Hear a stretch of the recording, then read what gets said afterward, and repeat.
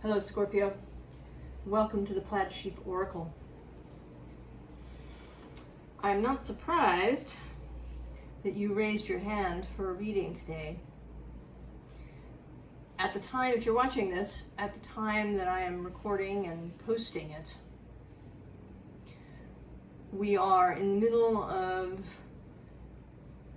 an astrological moment, a grand cross, with the north and south node as one vertical, as the vertical, and the other is the sun and Pluto. And it's a grand cardinal cross. The nodes are now Aries, Libra. The sun is at the very end of Cancer, and Pluto at the edge of Capricorn. All at about 29 degrees, which is an intense point of any sign just before the shift into the next sign. The opposition between the sun and Pluto will be exact late this evening, Friday, the 21st. Or late in the evening here on the east coast of the US.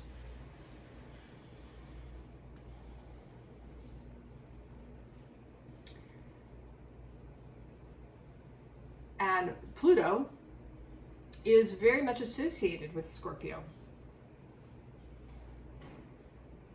Think of him as the co-dispositor along with Mars, who's the original of Scorpio.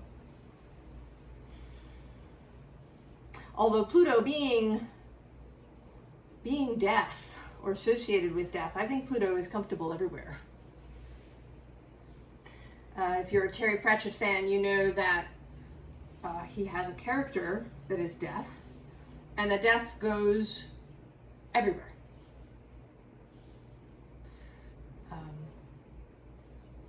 And in the book Good Omens, that is Terry Pratchett and Neil Gaiman, death is everywhere, at every moment. You know, he, wherever a death is occurring, death is there. But Pluto is also about transformation, the death, life, death process.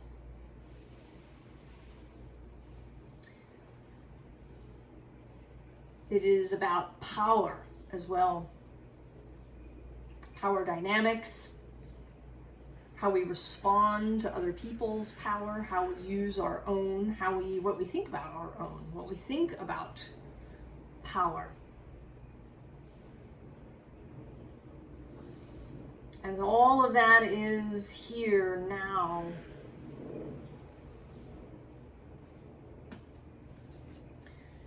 Your first card is this planetary wave from the Healing Waters Oracle. Soul mission, trust the inner call, soul team. Pluto has a tough reputation. Going through a Pluto transit can be incredibly intense.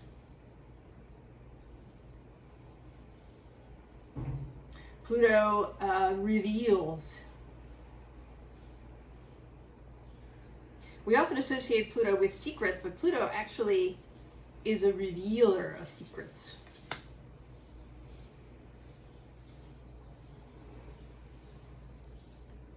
Pluto calls for integrity, for honesty, for right use of power. But encountering power can be derailing, can cause us to shut down, to keep secrets, to hide things.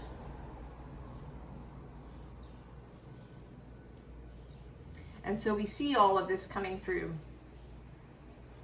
And with the sun as part of this mix, there is a real call to revelation, to expression, to personal integrity, to some of these Leo virtues. As the sun moves into Leo, mere hours after making this exact opposition to Pluto. So while the nodes in Pluto, because they move much more slowly, remain in this space for a while, in those cardinal moments, the sun is moving on. There's been all the planets have made this grand cross, the personal planets. Mars was there, and Mercury was there, and Venus was there, and now the sun is completing the set.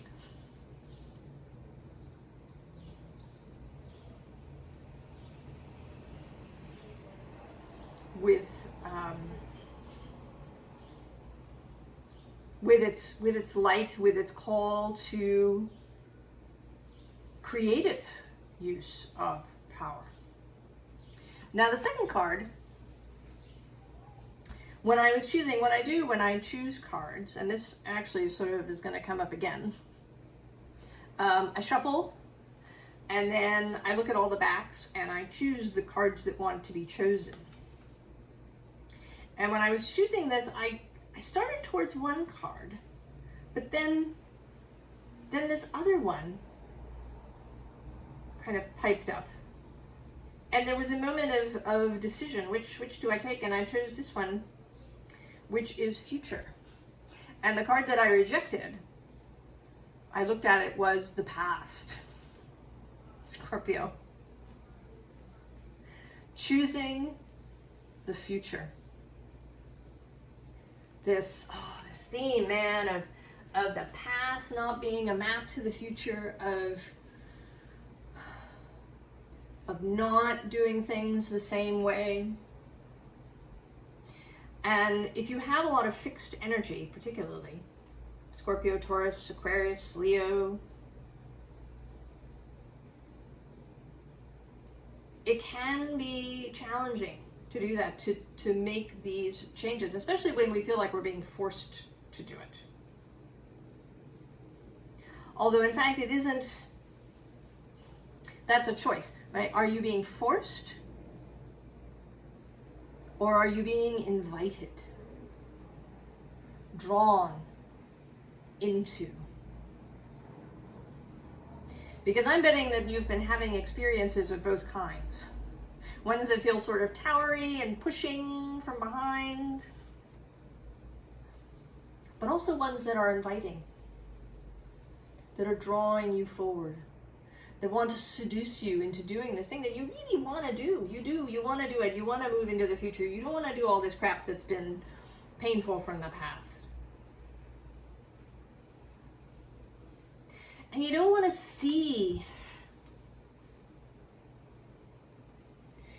so many places out on the interwebs are inviting into things maybe you don't want to see, into, what's the next planetary disaster? What's, the next war? What's the next, there's so much that's, the collapse of civilization.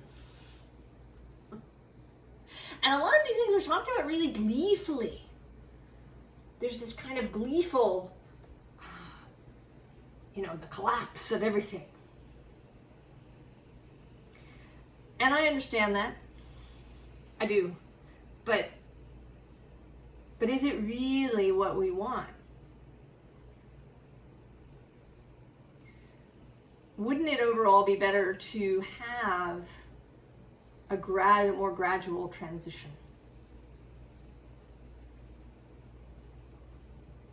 And I think that with this planetary wave call, I don't think, right, it's not a rogue wave. You don't want a rogue wave that just blows everything away.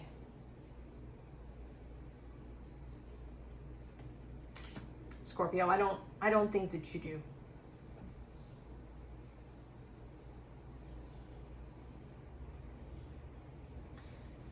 But maybe you've been feeling this Five of Fire, she always looks bored to me, or she frequently looks bored. Like she has just, it's just enough. You know, there's these theories and things going on over her head, maybe trying to attract her attention, and she is just not interested. Bored, bored, bored. And it feels as if maybe what's wanted is some drastic thing. Maybe you've actually been hoping for some kind of massive tower to happen. Something, just something. To release this stagnant, bored feeling.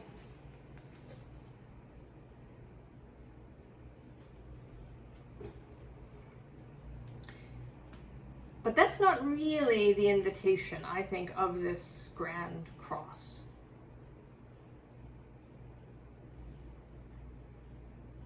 Because it is cardinal, and because, wanting to be a creative sort of energy. But also because the sun is involved. And we have both the Chariot, Cancer, and the sun, Leo, and the sun itself.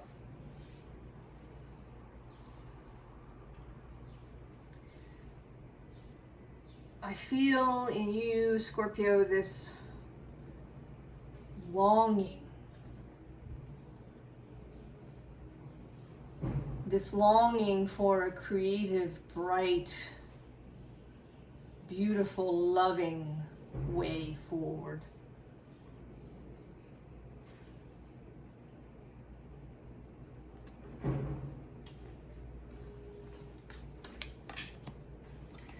For an occupation, a livelihood, a work, a vocation, a calling that is about artistry. This Eight of Pentacles is so beautiful.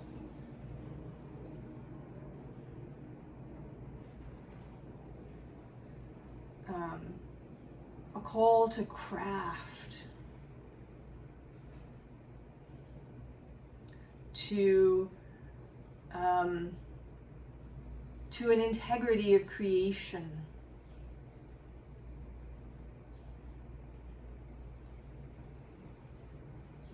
To a work that is about love.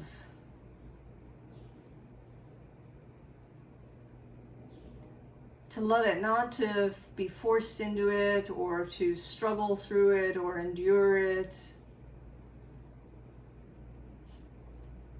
That's a saying, isn't it? What can't be cured must be endured. Well, I say screw that.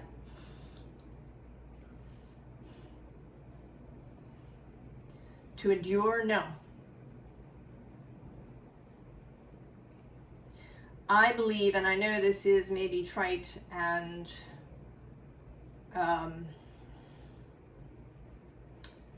don't know what's the word I'm looking for. I mean it in the most loving sense, that there is a creative way through anything.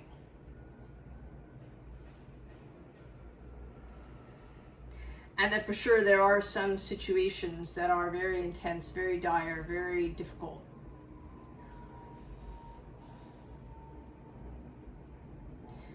But I think that for the vast majority of us, most of us, we're not talking about dire, really difficult situations. There is a creative option.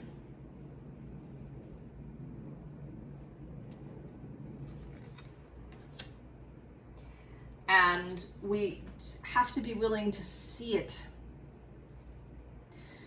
Here she is in this Five of Water. She's caught up in her whatever's going on in her head, in her emotions. And this little seahorse is here. And there's another card in this deck, the Ace of Water, where the seahorse brings the pearl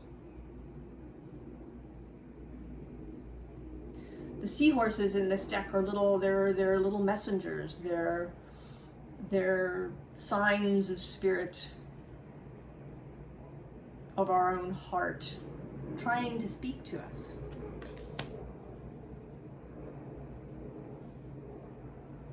Of this sun wanting to speak to us.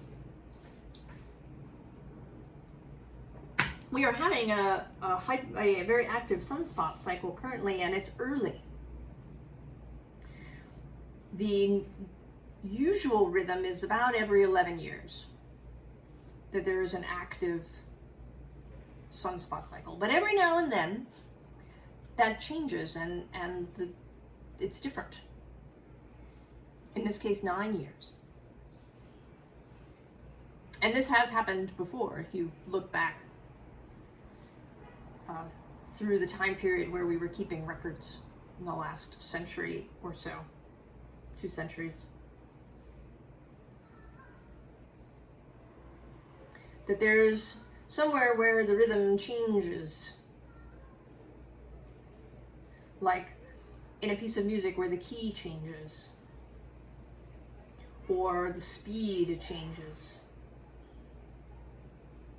And so the music changes, how it feels changes.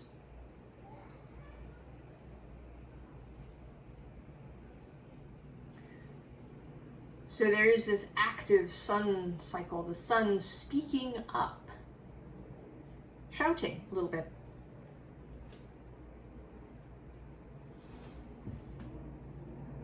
Although we don't have as hot a cycle or as active a cycle as we did back in 58, 59. I don't know why I'm bringing that up. Maybe it means something to you.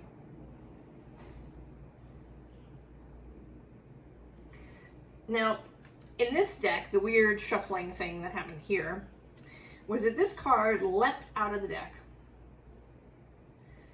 And it was kind of sitting there, and then I chose the others and put them here, and I realized I still had this card.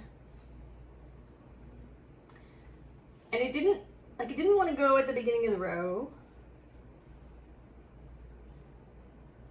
So I'm not entirely sure about this Queen of Pentacles. The other underlying that was there at the bottom of the deck when I turned it over is the Six of Cups, which is the past. Nostalgia. And today's sort of secrets being kept. The figure is wearing a mask. Maybe the way that you have been. Secrets that you've been keeping. About yourself. Who you are, how you want to be. Who you want to be. What you want to do with yourself. Your beliefs about the world.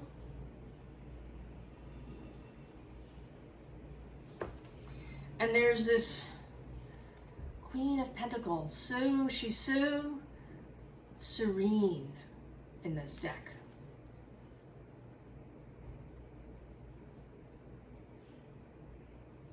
So comfortable.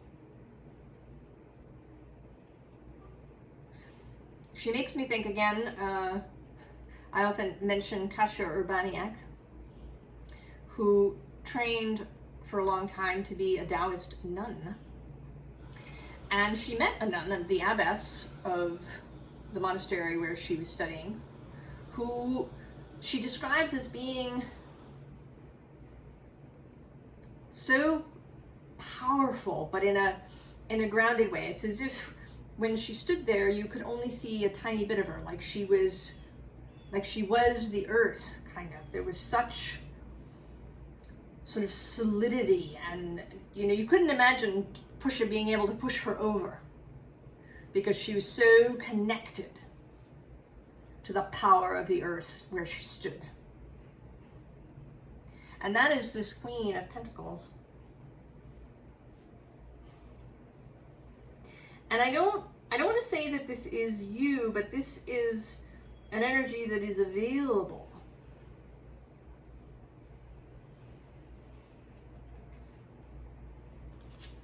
You do appear here, King of Cups. your court card traditionally. And in this one, he is very pensive. He's really thinking about things. How to proceed. And he's got choices. There's kind of choices here in front of him. These 4 cards. There is the Knight of Swords. There's this sort of mental way. The intellectual possibility to rely on data, maybe to do research, find things out, get information. Then there's the 3 of Swords, which is to do another deep dive into the past and into hurts and into pain and into, what are the causes of my pain and what are all these swords that are sticking in my heart. He could blow it up. He could just say, fuck it. I'm just gonna blow it all up. Create a tower moment for myself. Or there's the Queen of Wands. Aries energy. Also, I think in this context, Leo energy. A more creative, considered process. A heart-based process. Thinking about his internal experience of creativity. What does it mean to him?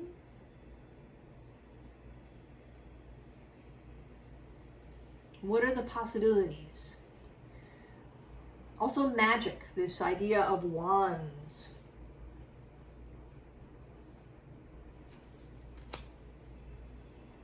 So how do you move forward?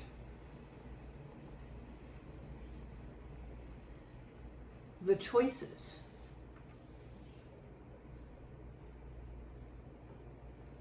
Of how he should go from here.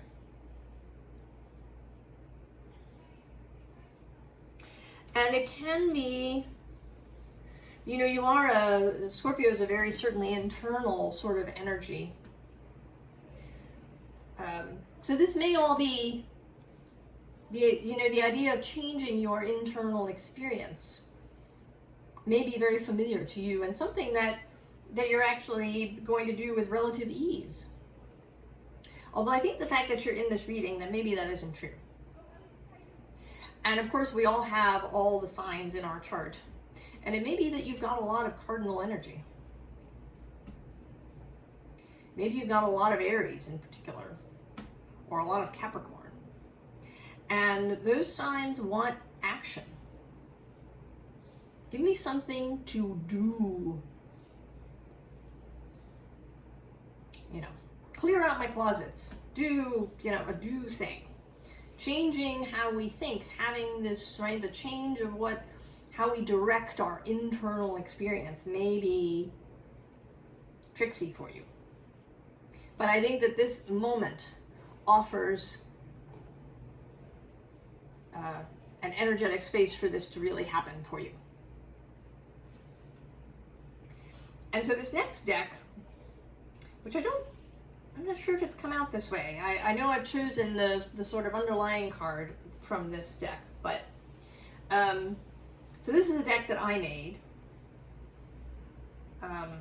for myself mostly, and it has a bunch of kind of different concepts as well as some practices in it.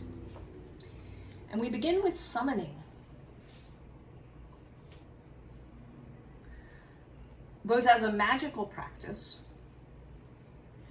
and also in a more abstract way. What are you summoning to yourself? Are you summoning a tower? Or are you summoning, are you summoning a rogue wave?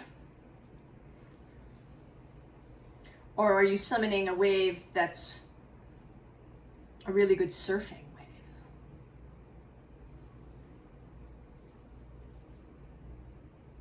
Right, that'll give you a really beautiful, exciting ride. But isn't going to wipe out the whole village. And below it is the timeline shift card. And then we have the Grail. What is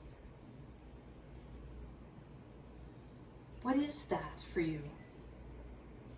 What does it look like? What is the liquid? When you pour liquid, the water into your Grail, what happens to it? The water in my Grail is going to be different than the water in yours. The Grail itself influences its contents. And then this image of flight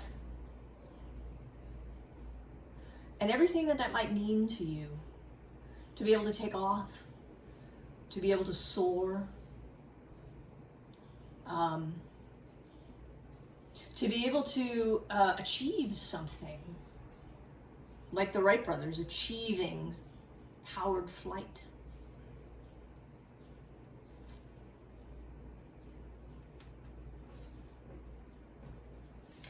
And then the grayness. And for me, this is that space where it feels like nothing will ever change. I've experienced it actually during a Pluto transit. It's like you're in it, everything looks gray. It's a depressed state, I think, more than an anxious one, although anxiety may play a part. But it's a despairing energy. It's flat.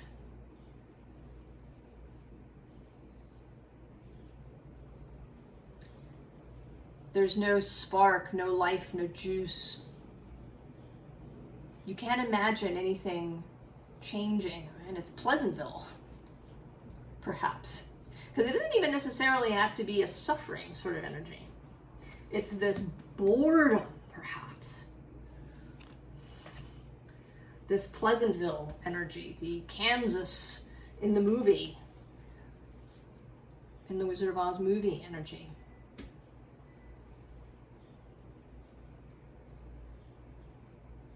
The sense that nothing will ever change, there will never be, maybe there'll never be deep suffering, but there'll also never be joy. It's a kind of numb space.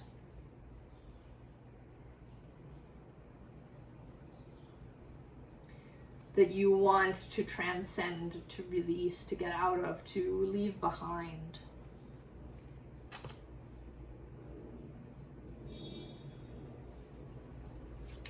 So we have this in plain sight. The discovery of your own heart power.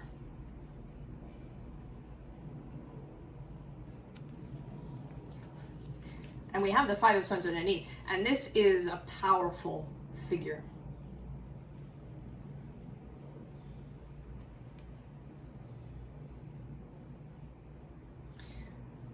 That you have, knowing that you have internal power. What is your relationship to that power? Does it feel like a potential rogue wave to you?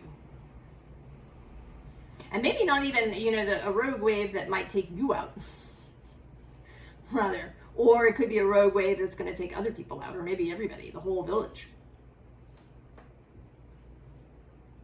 Or that it'll get you into trouble, or it'll get you attention that you don't really want.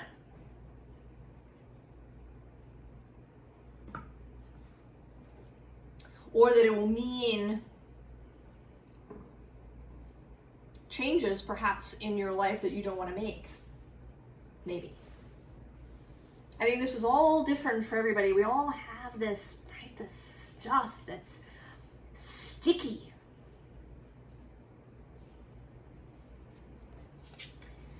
And with this Dryad of kinship, it does feel like maybe there are a lot of you for whom it's about belonging or fitting in. That you're really holding onto this tree for dear life.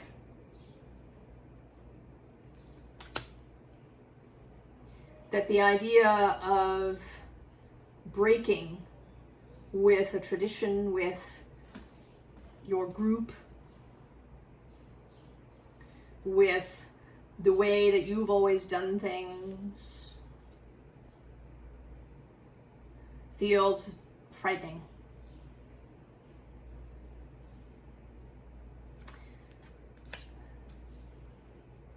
And so we have this Five of Cups.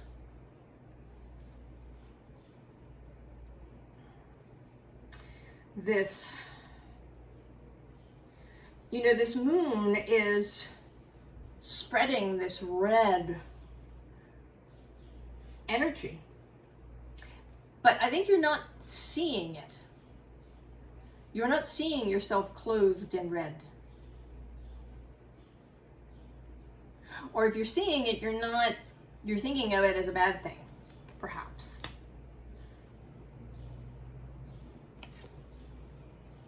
And then there's Justice, again in red. And this, I think, may be about wanting justice. And this is something that comes up periodically, certainly in my own personal readings.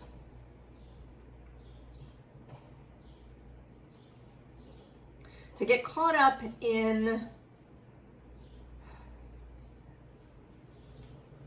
people or institutions or whoever being held accountable.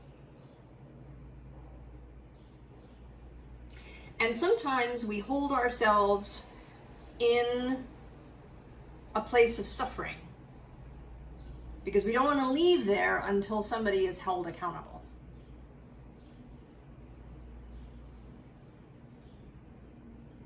Maybe because we think if we don't do that, then it might happen again, or it'll happen to somebody else. But the trouble is that we don't achieve anything. We just end up stuck there.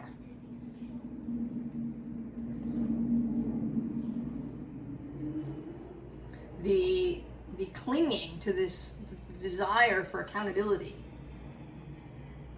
Somebody has to be accountable for creating the grayness, or for creating the, traumatic crap that we all have. Is it our parents? Is it society? Is it the government? Is it, your neighbors? Is it, somebody has to be held accountable. And it's a chain. And then we just repeat stuff.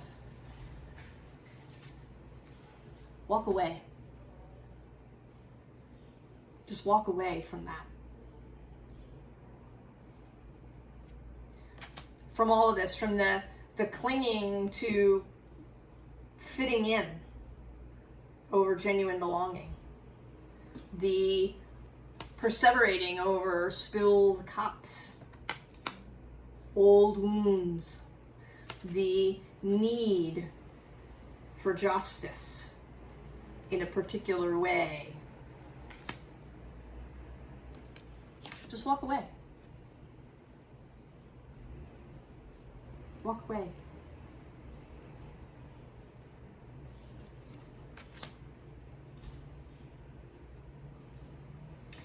So, advice. And these, again, is another point where the shuffling was strange. As I say, I shuffle and then I sort of fan the deck out and I choose cards. Well, in this case, I was shuffling with my eyes closed, and instead of turning the deck this way, I turned the deck this way. And without even realizing it, I chose the first two, almost three cards before I realized that that I was looking at the deck. And then I chose the last card.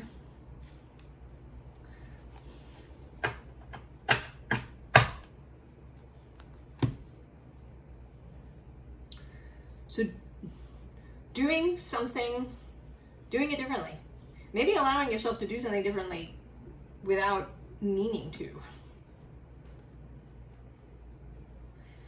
Releasing control.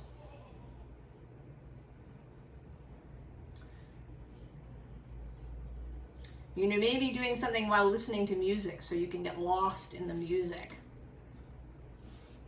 And it might let you do something differently. Kind of like, right, like your body sort of taking over. Some other part of you taking over.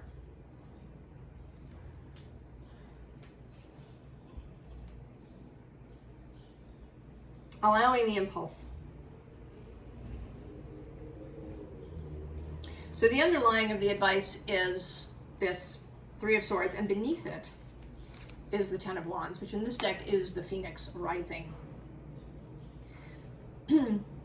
Which is your sort of third incarnation, right? The Scorpion, then the Eagle, and then the Phoenix. Leave the fire, Scorpio. You've been reduced to ash. There's no more reduction that can happen. It's time to leave the fire.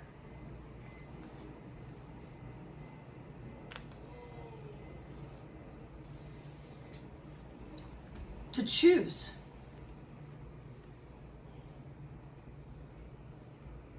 To choose love over fear, and to choose a combination of head and heart. This owl always looks a little bit startled, wide-eyed. You know, here you are. Maybe this isn't where you intended to be at all, but this is where you are. Choose love over fear. Choose flight over remaining in the grayness. Choose what you are summoning. Ten of Cups. And this really beautiful Six of Cups.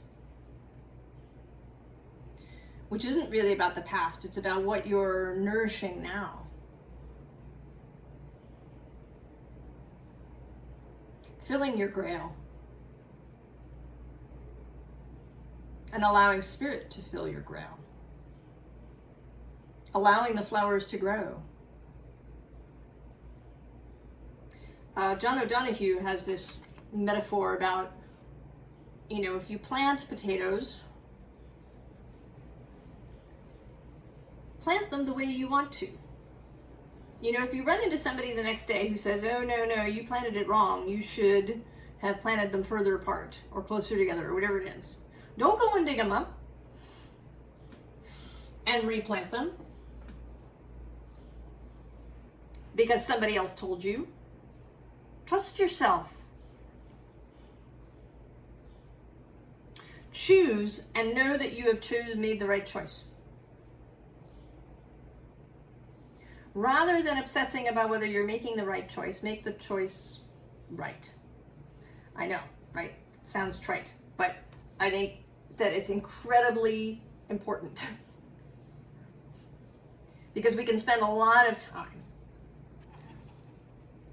wondering, did I make the right, is this the right choice? Is that the right choice? Right, forever.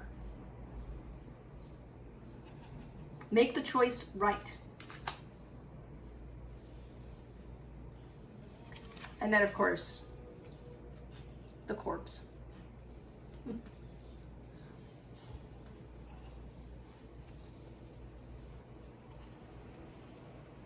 the ending that wants to happen. And I sort of feel like these cards, although I've read them in this direction, I think they want to actually go the other way.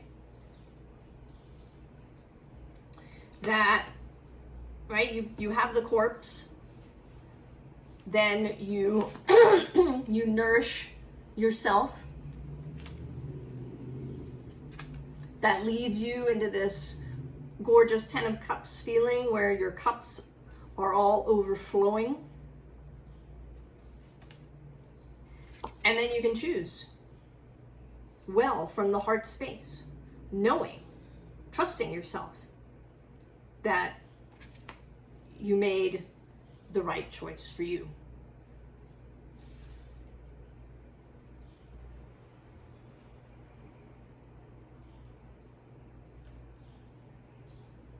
So, Scorpio, it's time to leave the fire. The fire is finished.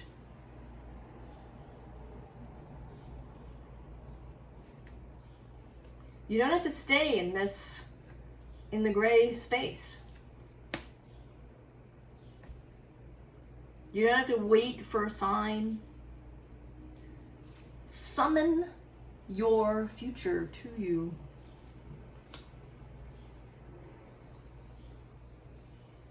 Queen of Wands. You know, you have an association with Aries because Mars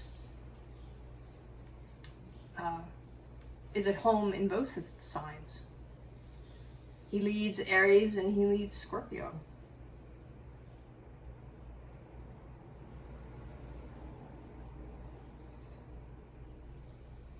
This energy is available to you at all times if you choose to take it. Everything is available to you if you choose to take it. Scorpio. So I wish you all the best. And if you are watching this when I post it, I wish you well with this T-square that we're all experiencing. Or this, actually this Grand Cross that we're all experiencing, which is sort of echoed here.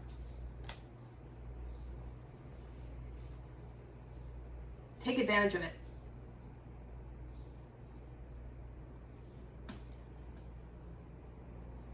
And I will see you next time, Scorpio. So long.